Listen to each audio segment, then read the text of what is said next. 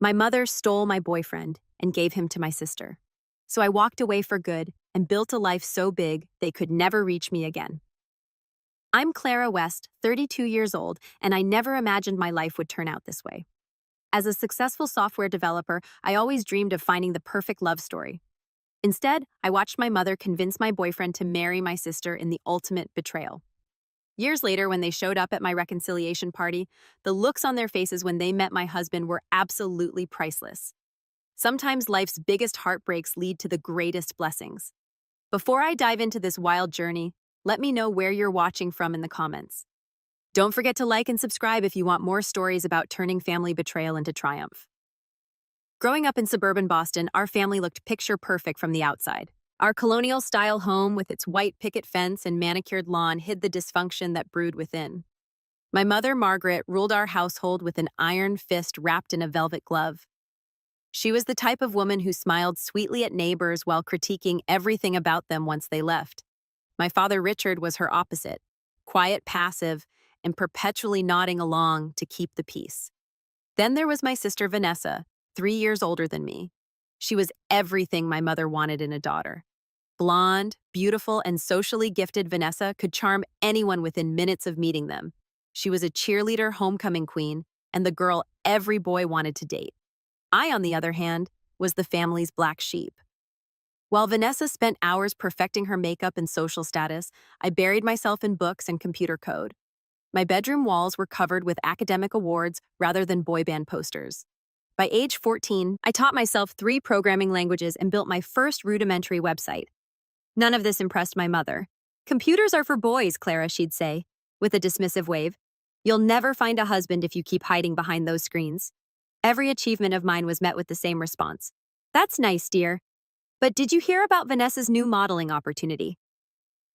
My sister's temporary jobs and failed ventures were celebrated, while my consistent academic excellence was treated as an afterthought.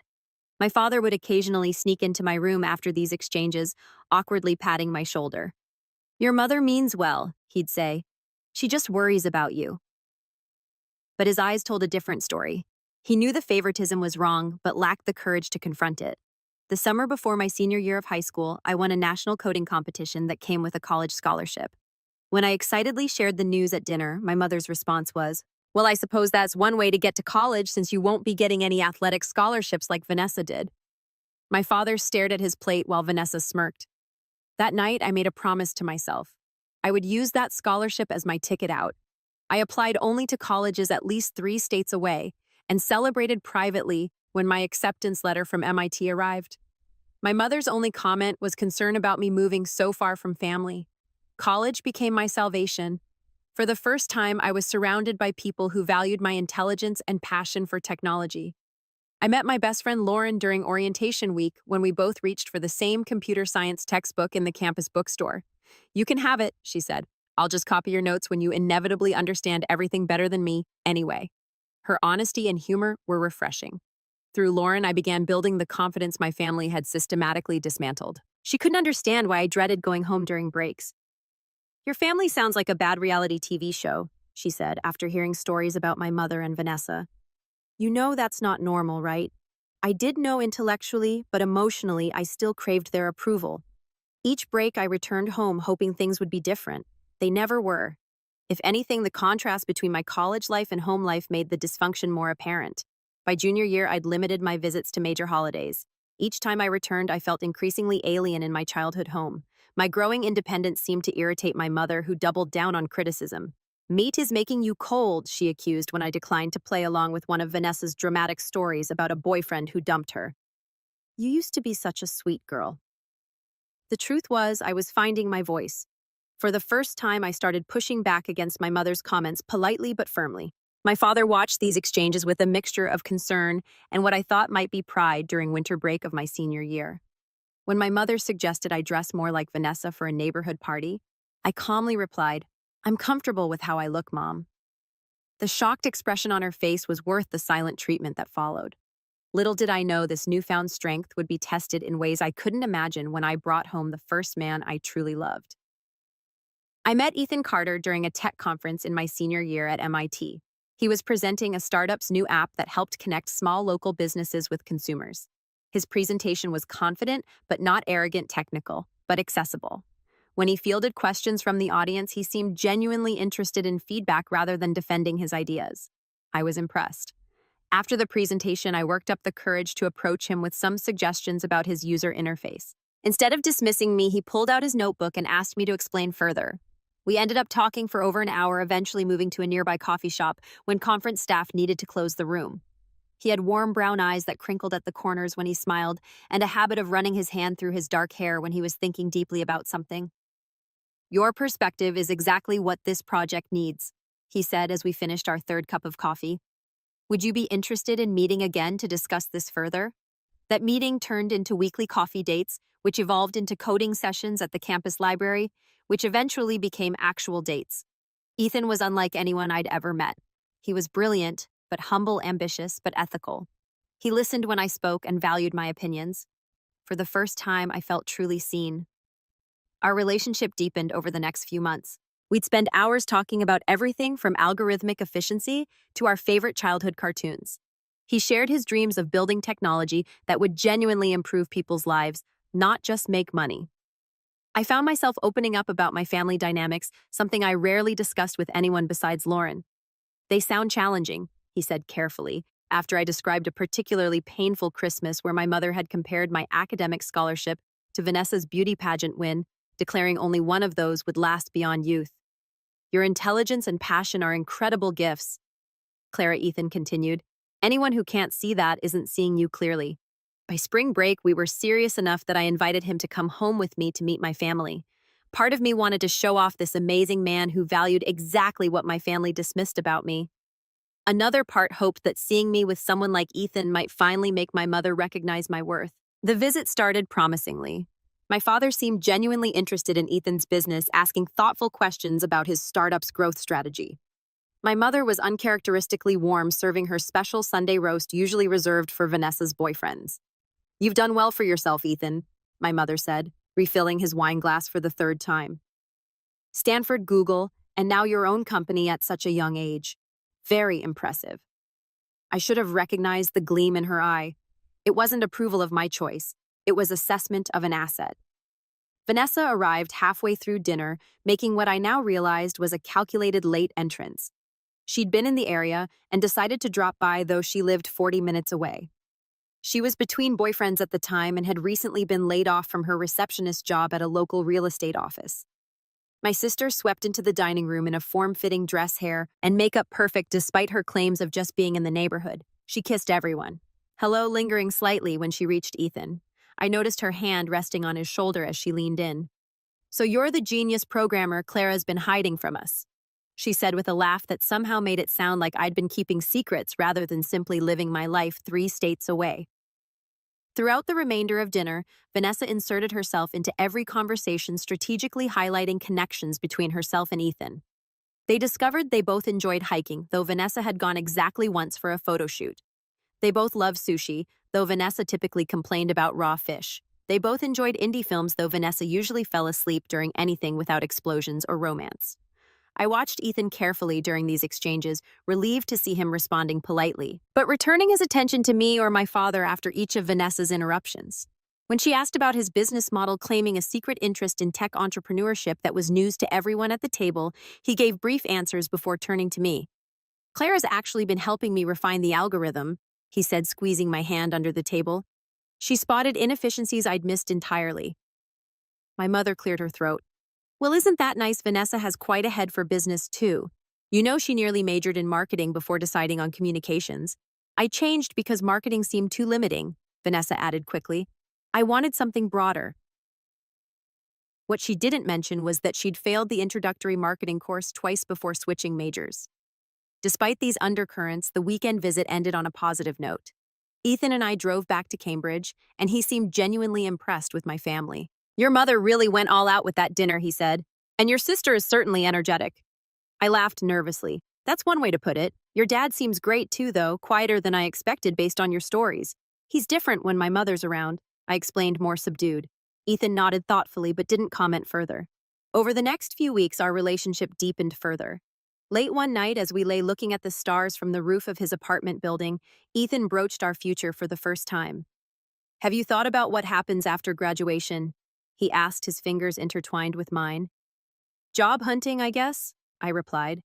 I've had a few interviews lined up. What if, he hesitated, what if you came to work with me instead? We could expand the business together. Your skills complement mine perfectly. My heart raced. Are you serious? Completely. And maybe, he squeezed my hand, maybe we could look for an apartment together too, if you wanted. For the first time, I allowed myself to envision a future where I was truly happy. A life built with someone who valued me for exactly who I was. I turned to kiss him, overwhelmed with emotion. I'll take that as a yes, he whispered against my lips. Little did I know that while I was dreaming of our future together, forces were already in motion to ensure it would never happen. My final semester at MIT should have been exciting. I had excellent job prospects, a capstone project that was garnering attention from industry professionals, and a relationship that gave me the emotional support I'd always craved. Instead, it became the period when everything fell apart. The changes were subtle at first. Ethan began taking longer to respond to texts. Our daily phone calls became every other day, then twice a week. He canceled our standing Friday night date 3 weeks in a row, citing meetings with potential investors that mysteriously always seemed to run late. I'm sorry, babe, he'd say, sounding genuinely regretful. This round of funding is crucial. Once it's secured, things will calm down. I believed him because I had no reason not to. His startup was at a critical growth stage, and I understood the demands of the tech world. I was busy too, spending long hours in the lab perfecting my capstone project. Still, something felt off. One evening, while scrolling through Instagram, I noticed a post from a restaurant in my hometown. The image showed their famous chocolate lava cake, and the caption mentioned a special visitor from the tech world. In the background of the photo, blurred but recognizable, was Ethan's profile. My stomach dropped. He told me he was in New York that weekend meeting investors. What was he doing in my hometown 3 hours in the opposite direction? When I confronted him during our next call, his explanation came too quickly. It was a last-minute change of plans. A potential investor lives near your parents and suggested meeting there. I was going to tell you, but I knew you were stressed about your project deadline. Did you see my family while you were there? I asked. A pause. Too long. I ran into your mom at the grocery store. Pure coincidence. She insisted I come over for coffee since I was in town. Something in his voice sounded off, but I couldn't identify what. I told myself I was being paranoid, that the distance and stress were making me insecure. I threw myself deeper into my project, ignoring the growing unease. 3 weeks later, during spring break, I decided to surprise Ethan by driving to his apartment instead of going home. I hadn't told my family I was coming either. The thought of another tense dinner with Vanessa's increasingly obvious flirtation toward Ethan was more than I could handle that week. When I arrived at Ethan's building, his car wasn't in its usual spot. On a hunch, I drove to his office. His car wasn't there either, but his business partner Ryan was just leaving. Ethan, Ryan looked confused when I asked. He took a few days off, said he was visiting family. Ethan's family lived in California. Mine lived in Massachusetts. We were in Cambridge. I drove home in a daze, not entirely sure what I was thinking or planning. 6 hours later, I pulled into my parents' driveway at 11 p.m. My father's car was there. So was my mother's. And parked behind them was Ethan's distinctive blue Subaru with a small dent in the passenger door from when we'd gone hiking and a rock had hit it during a minor landslide. The house was dark except for the living room. I used my key to enter quietly, hearing low voices from that direction. I moved toward the sound, my heart pounding so loudly I was sure they would hear it. I stopped at the living room entrance, partially hidden by the hallway wall. Ethan sat on our couch, my sister beside him, closer than friends would sit. My mother was in her favorite armchair across from them, leaning forward animatedly as she spoke. "You two make so much sense together," she was saying. "Clara is so absorbed in her computer world. She'll never fully appreciate what you're building, Ethan. You need someone who understands the social aspects of business, the connections, the networking. Vanessa has those skills in abundance." "Clara has been really distant lately," Ethan replied, though he shifted uncomfortably. "Always working on her project." "That's how she is," Vanessa chimed in, placing her hand on his knee. "Always choosing computers over people. Remember when she skipped my college graduation to attend that tech conference I hadn't? I'd skipped it because Vanessa specifically told me not to come after I'd refused to write her final term paper for her." "I just don't know anymore," Ethan continued. "Things were so clear a few months ago. But now you need to think about your future.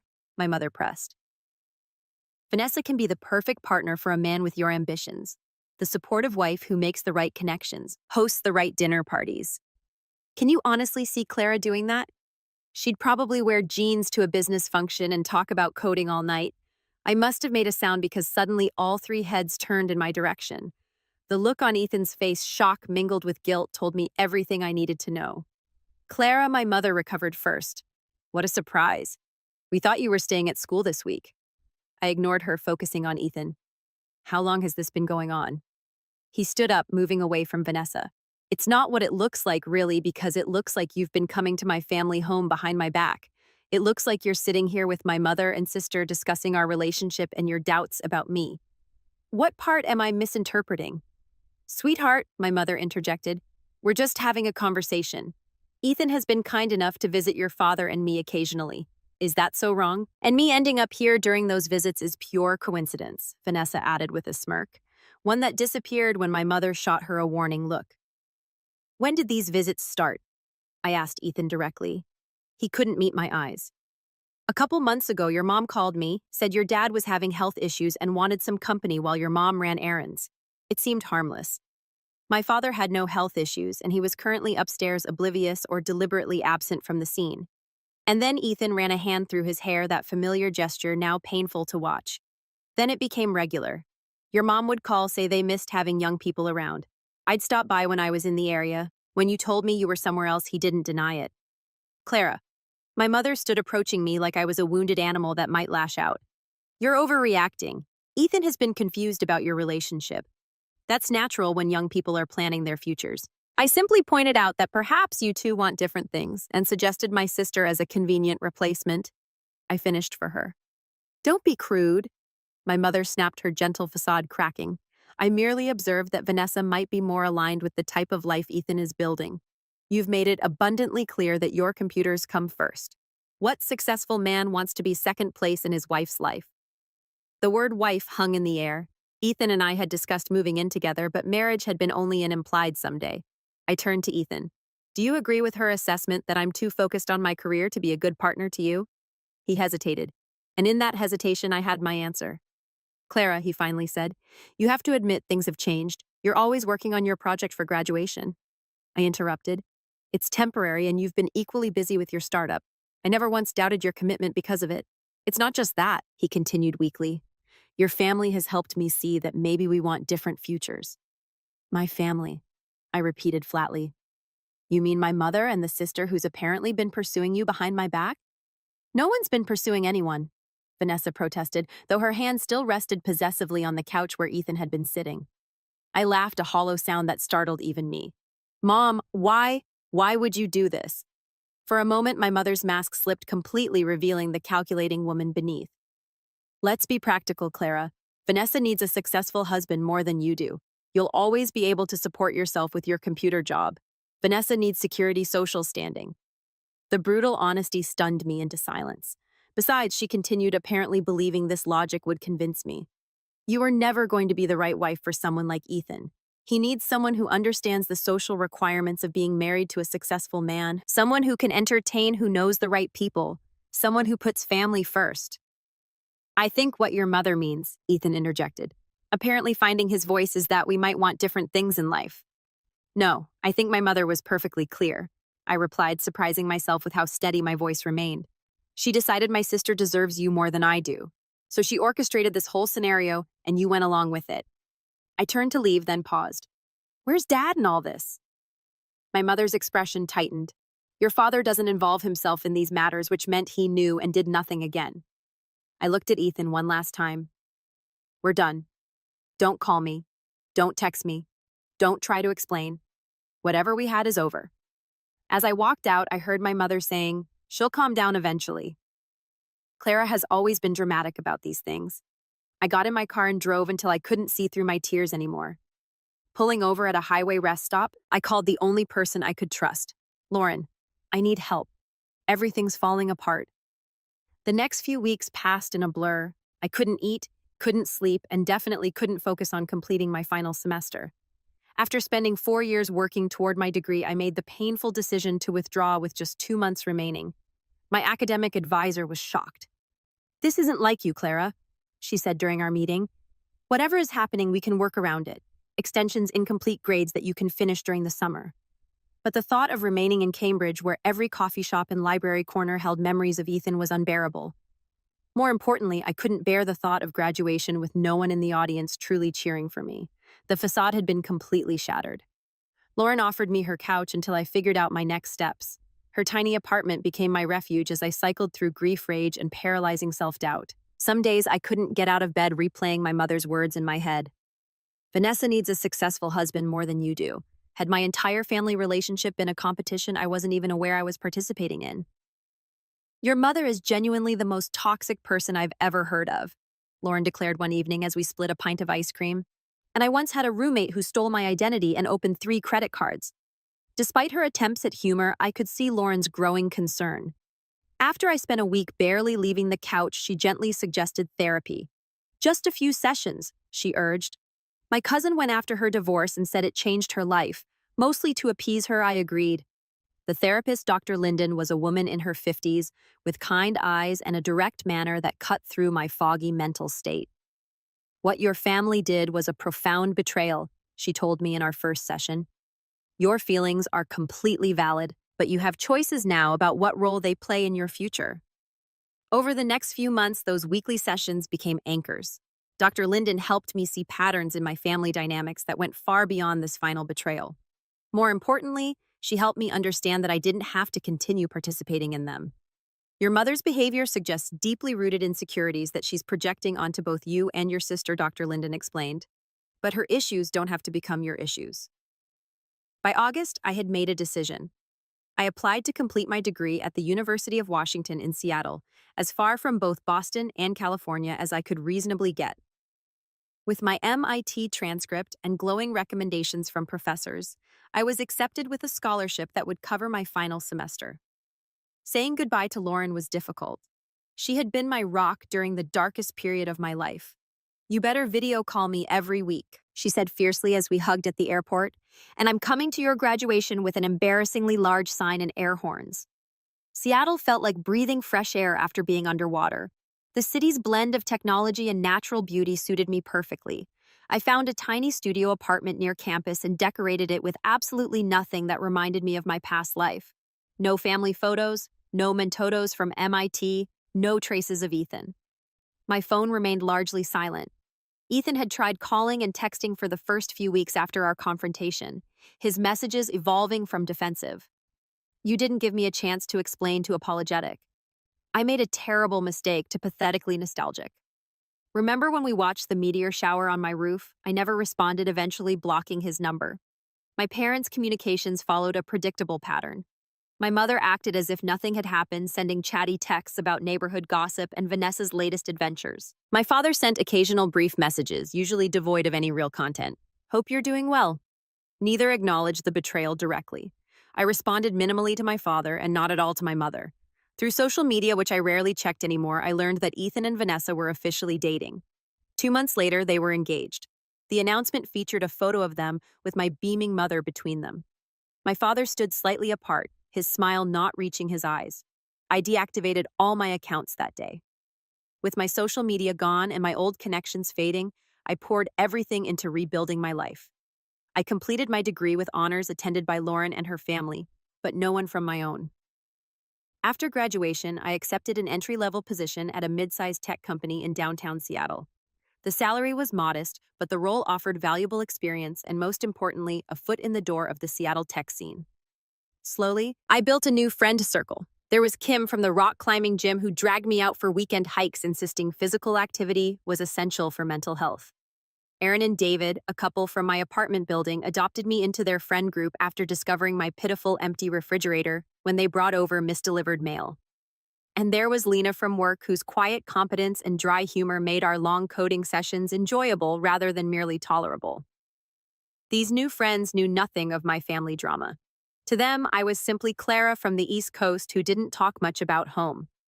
They accepted this without question, filling our time together with present joys rather than past sorrows. 1 year after moving to Seattle, I received a text from my father that finally acknowledged reality. "Vanessa and Ethan's wedding this weekend. Your mother asks if you've changed your mind about attending. I hadn't been invited. I hadn't expected to be. I responded simply, no. My father's reply came hours later. I understand. I'm sorry, Clara. It was the closest thing to an apology I'd received from any of them, and while insufficient, it opened a thin channel of communication between us. We began exchanging occasional texts, nothing deep, usually just brief life updates. He never mentioned my mother or Vanessa, and I never asked. Through this minimal connection, I learned that Ethan's startup had failed 6 months after their wedding. He was now working for a competitor of the company he'd founded, a significant step down from CEO. Vanessa was between jobs again. They had moved into my parents' guest house temporarily while Ethan regrouped. This information should have brought satisfaction, perhaps even joy. Instead, I felt a strange emptiness. Their struggles didn't undo my pain or restore what I'd lost. Success, I realized, would be the best revenge, not because it would hurt them, but because it would fulfill me. Around this time, I was assigned to a new project at work developing software for healthcare systems. The project lead was Omar Khan, a brilliant developer with 15 years of experience who had recently transferred from our San Francisco office. Under his mentorship, my skills expanded exponentially. You have remarkable talent, he told me during a code review, but you're playing it safe. Don't be afraid to propose solutions that break conventional approaches. His encouragement pushed me to develop innovative algorithms that significantly improved our system's efficiency. When the project was completed ahead of schedule and under budget, Omar made sure the entire department knew my contributions had been key to its success.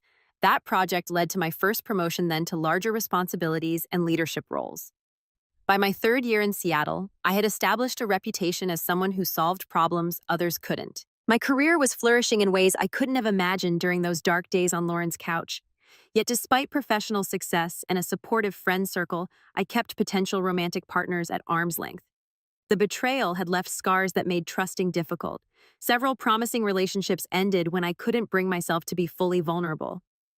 The wall I'd built for protection had become a prison of sorts. Dr. Linden, with whom I still had occasional video sessions, gently pointed this out. Walls keep out pain, she said, but they also keep out joy. At some point, you'll need to decide if the protection is worth the isolation.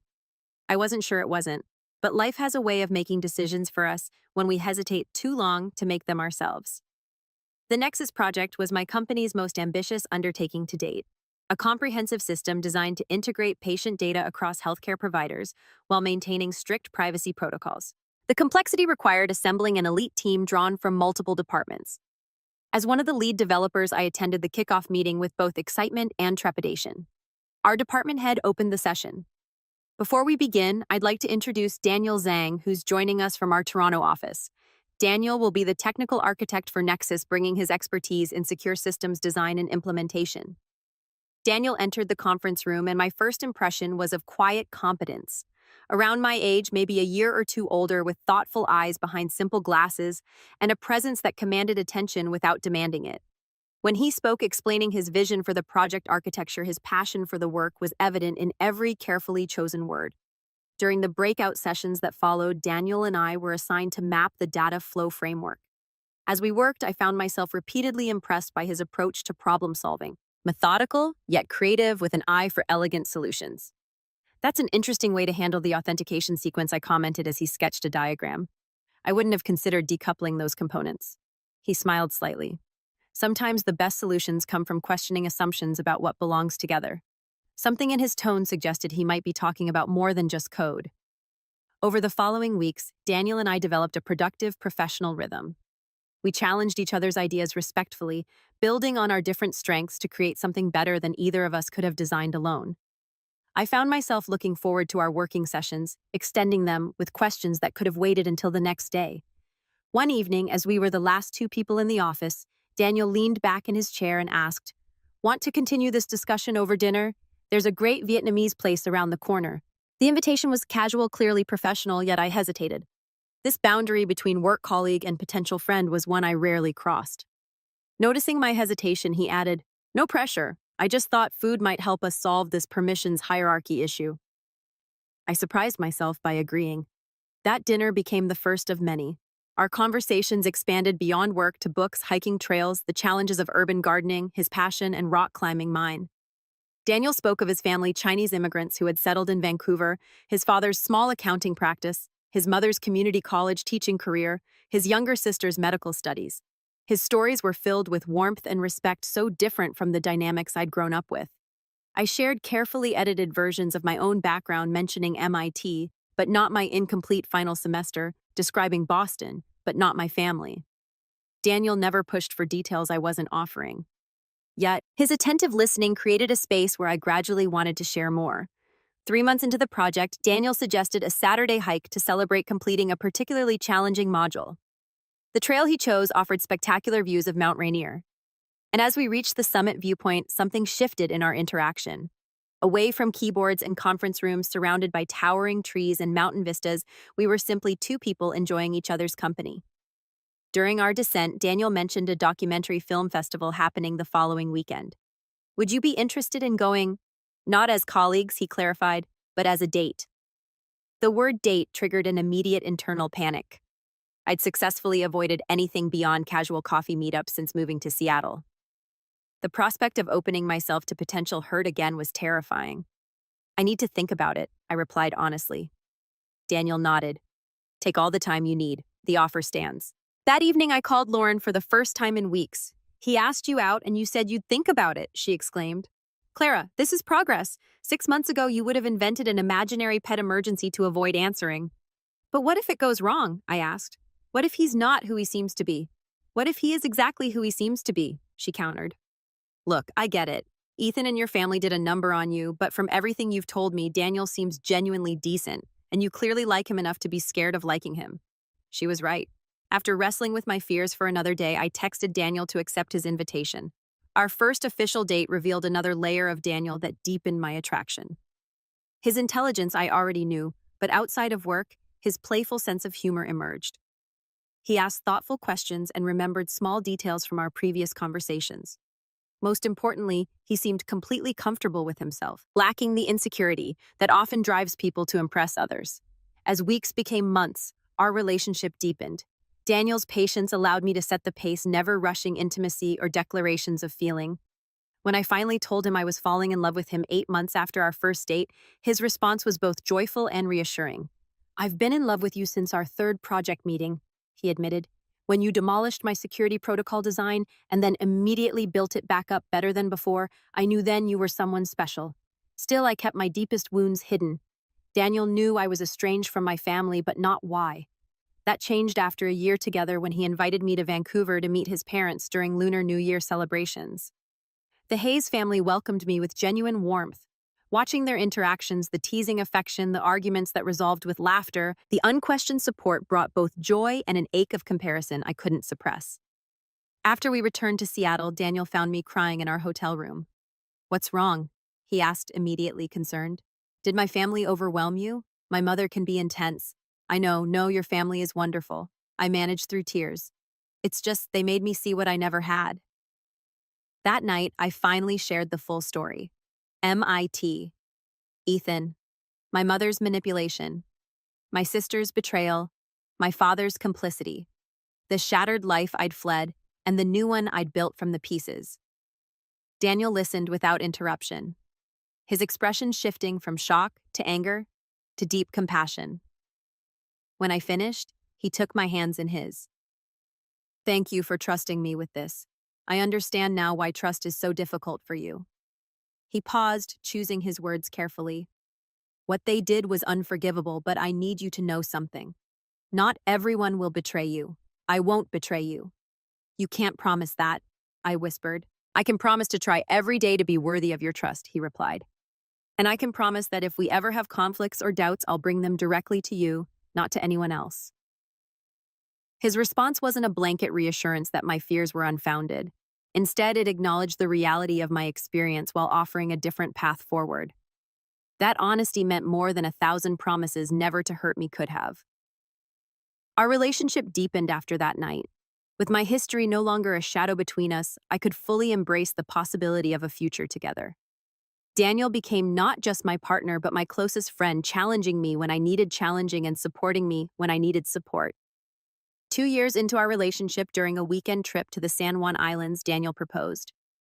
The ring was an emerald rather than a diamond, set in a design he'd helped create. It reminded me of your eyes, he explained. An emerald symbolizes truth and love. Both seem appropriate.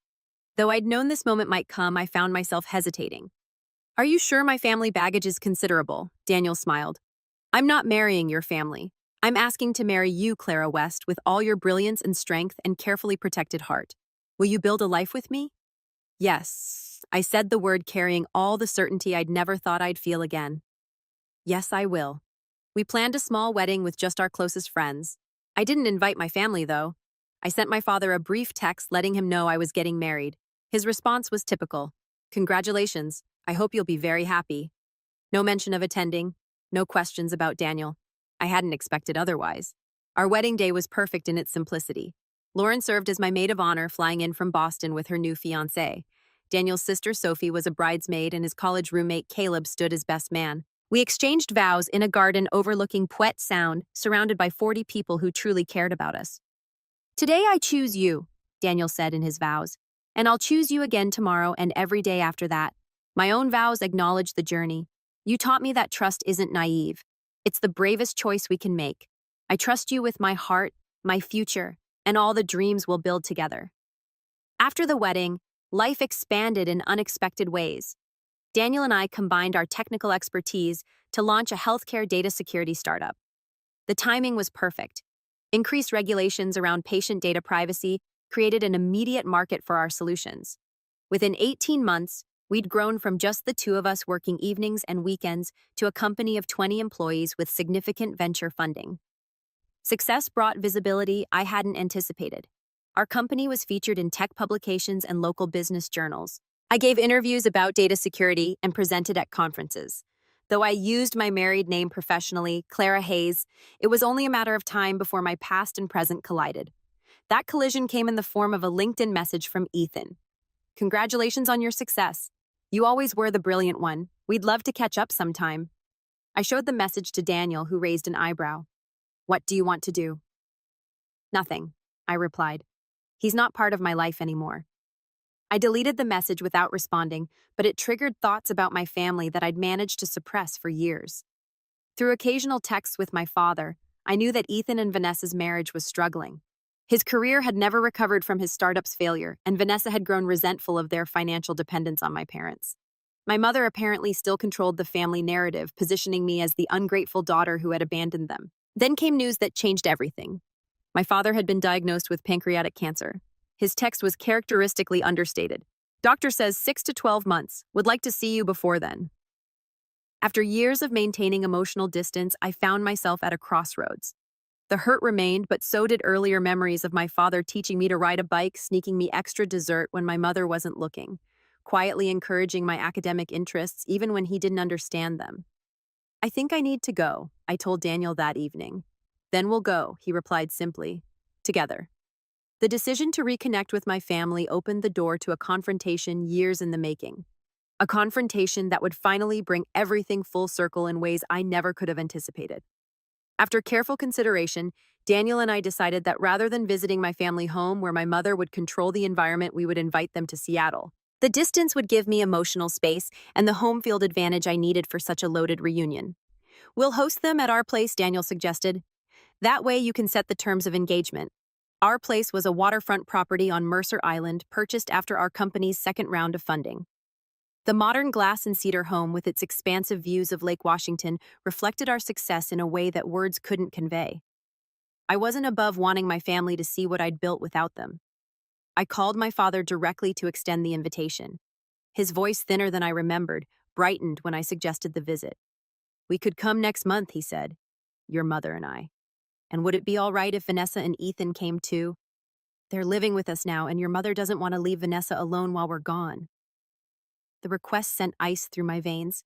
Seeing my parents after 6 years would be challenging enough. Facing Ethan and Vanessa seemed impossible, but I recognized the manipulation. My mother was ensuring I couldn't have time alone with my father. Everyone is welcome, I said, surprising myself with how steady my voice remained. We have plenty of room. Daniel squeezed my hand in support as I ended the call. Are you sure about this, including Ethan and Vanessa? No, I admitted, but I need to do this completely. No more shadows hanging over us. The month before their visit passed quickly. Between preparing our home and managing our growing company, I had little time to dwell on anxiety. Daniel arranged for a private chef to handle the first night's dinner, understanding that cooking for the people who had hurt me so deeply would be an unfair burden. The day of their arrival, I stood in our living room looking out over the water, trying to center myself. Daniel came up behind me, wrapping his arms around my waist. "Remember," he said softly, "you're not that vulnerable girl anymore. You're Clara Hayes, co-founder and CTO of Hayes Secure, with 14 patents and a wait list of clients.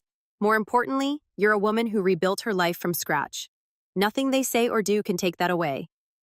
The doorbell rang precisely at 4 o'clock. My mother had always valued punctuality. I took a deep breath and opened the door.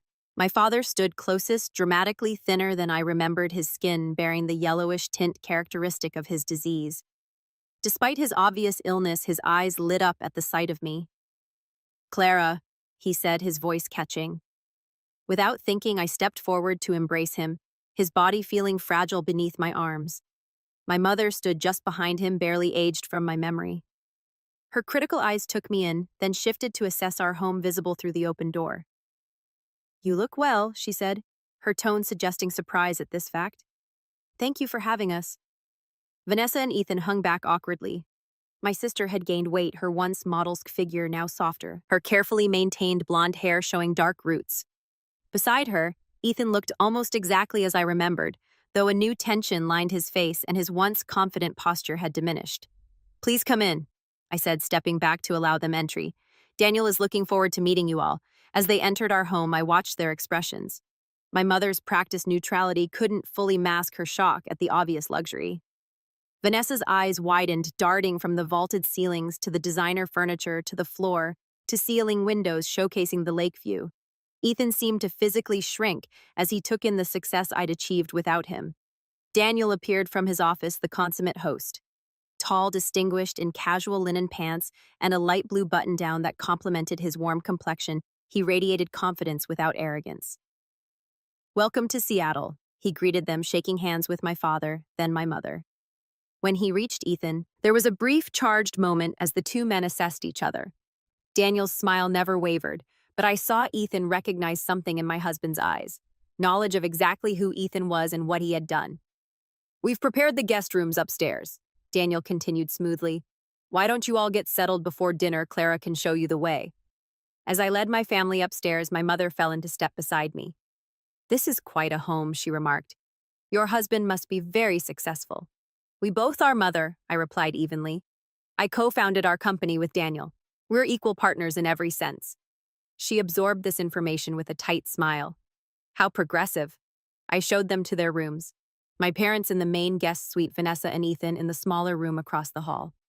As they unpacked, I retreated downstairs to find Daniel opening wine in the kitchen. "They're exactly as you described," he said quietly. "Your mother started assessing the property value within 30 seconds of arrival."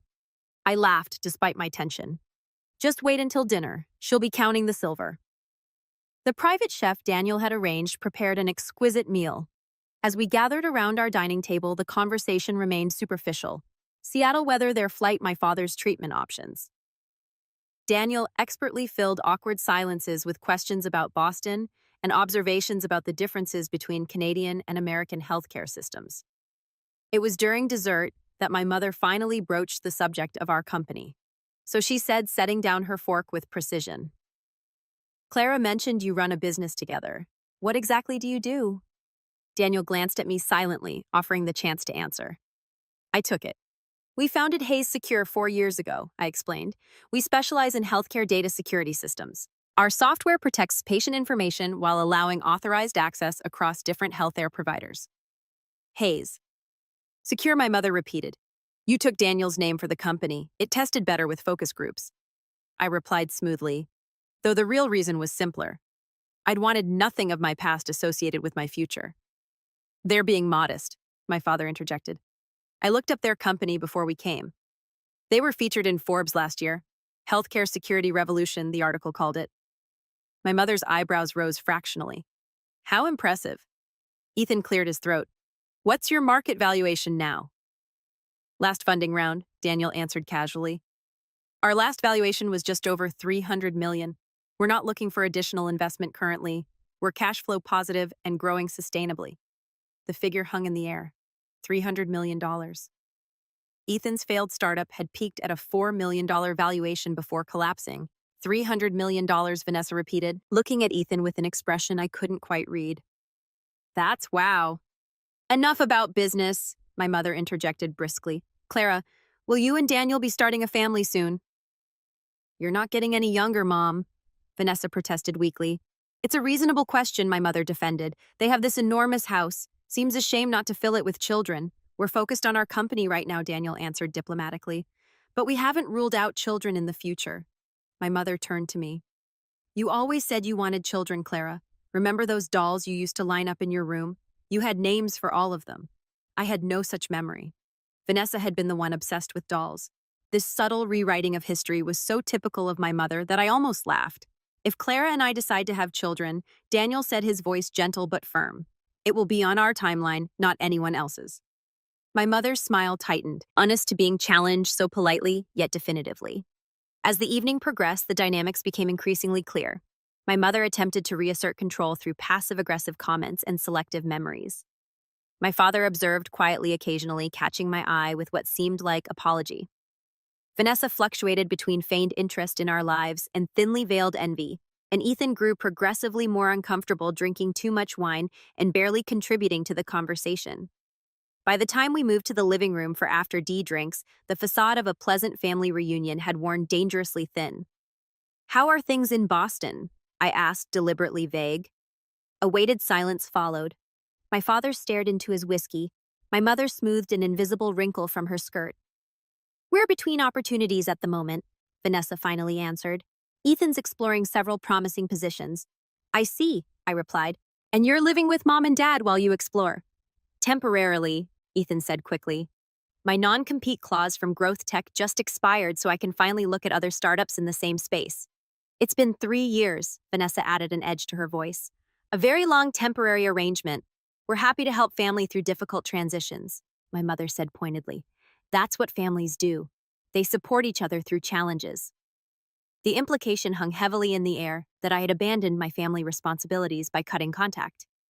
Daniel, sensing the rising tension, stood. Would anyone like to see the garden? We've just installed a Japanese-inspired meditation area overlooking the water. My father rose eagerly. I'd enjoy that. As the others followed Daniel outside, I remained behind to refresh drinks. Ethan lingered awkwardly, handling his empty glass. Your husband seems like a good man, he said finally. He is, I replied simply. You've done incredibly well for yourself, Clara. I always knew you would. I looked at him directly for the first time that evening. Did you? Because I recall you agreeing that I was too focused on my career to be a good partner, that I'd never understand the social aspects of business. He flushed. I was confused. Your mother can be very persuasive.